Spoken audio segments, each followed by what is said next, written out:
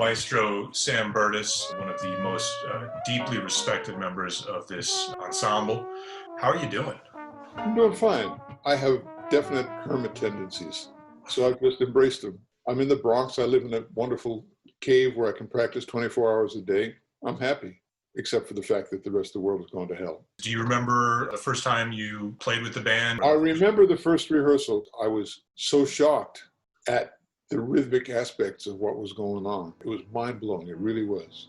I always said to students, man, if you can find the eighth note, you're cool. You know, whether it's Tito Puente's eighth note or Machito's eighth note, they're different. Same with Bird and Train. But you're not dealing in eighth notes. You're dealing in the 16th notes, and it's a whole nother thing. And you often get the drummer to chop the eighth note in a place where it reorients all the rhythmic things that are going on.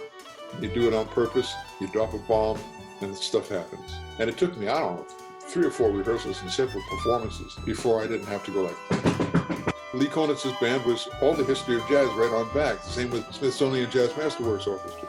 And Gil Evans, I pretty much knew what they were doing. And Mingus, I pretty much knew what they were doing. But yours was the first music I ever played, except for La Histoire de Soldat, which I had to sight read. I'm sorry, you said sight read? Yeah, yes. You're the next one after that. Wow. As far as where is one? But it's always there. You just got to find it. How do you approach playing in this band? It's more complex rhythmically, it's more complex harmonically, and it's more complex timbrally, especially the trombone sections you put together. And the fact that I'm playing third on the axe that I really like to play best of all my axes, and trying to lock in both to these amazing bass trombone players that you've had. How about James on that recording? He crushed. And lock into the great lead players as well. It's like juggling timbres. I love it. What that middle trombone section person is doing to the sound. You just being there with the sound that you have, which is... Sounds. That's the thing. It's not sound, it's sounds. When I'm blending with one bass trombone player, there's a brilliance to the sound that I got to get. With others, you got to take that off and just sit on top of their sound. And the same way goes in the other direction, too. It's a wonderful challenge. You sit down and the entire horn section just expands in sound. I don't know how you do it. I mean, when you're Sam Burtis, you get to pick your chair. Once in a while, yeah. Is there a particularly challenging spot? Yeah, from the first note to the last. Yeah, just play this long tone for a while. It's wonderful. Oh, here it comes. It's the best challenge I've ever had musically in my life. If you go in thinking you're the greatest thing on earth, this music will teach you otherwise very quickly. I never have any of those misconceptions, so it's teaching me.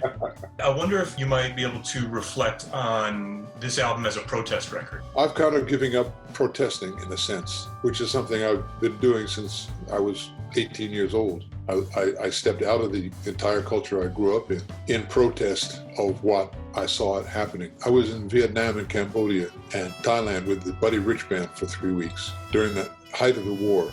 I went in an innocent, like almost apolitical. All I thought about was, Train and JJ or Bird. And I came out so disgusted with what I had seen that it changed my whole life in terms of politics. But recently I've begun to understand that evolution continues no matter what kind of Hitler you have to deal with. I'm accepting. Not in a passive way, just like this too shall pass. Do you have anything that you would want to ask me? When's the next gig?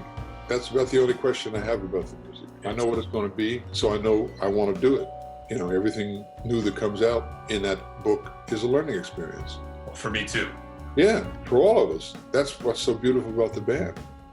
Listen, this band is, it's the next step after Gil and Miles, as far as I'm concerned. And I'm very happy to be a part of it. I got no questions, except how do I play this lick? All I can do is continue to write completely unreasonable shit and give you... Yeah, please do. Have no mercy. Is there anything that you would want people to know? The level of class in terms of playing and in terms of attitude and in terms of everything in this band is off the charts. There are no assholes in this band, except for maybe you sometimes.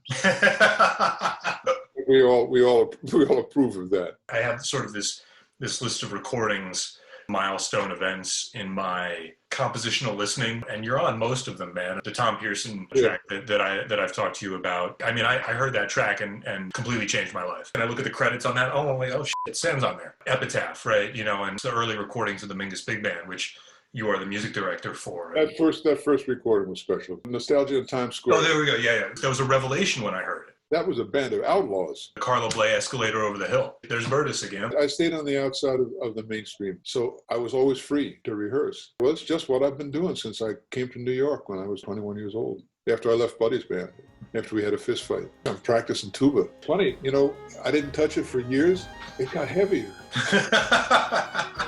I'm so honored to have you playing this music. I'm so honored to play it, man. I don't think you can be any more honored. I'm really looking forward to making some more. Bye.